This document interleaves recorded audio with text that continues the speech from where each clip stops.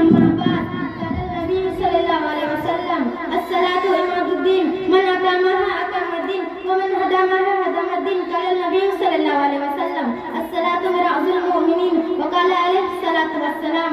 Honorable Chairman, respected judges and our teachers, very well guests, all the people, our beloved brothers and sisters, Assalamu alaikum wa rahmatullahi wa barakatuh. Today I am very excited to get a chance to share a few words about namaz. Dear audiences, Islam teaches a good thing and it is a most perfect religion in the world. It calls for prayers every day.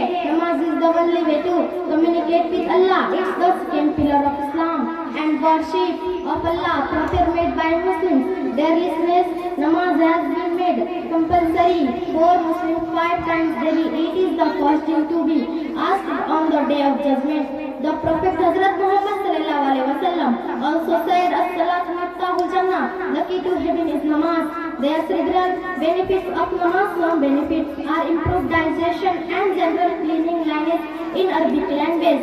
It is the called as salah, prayer. May Allah give you the ability to offer namaz.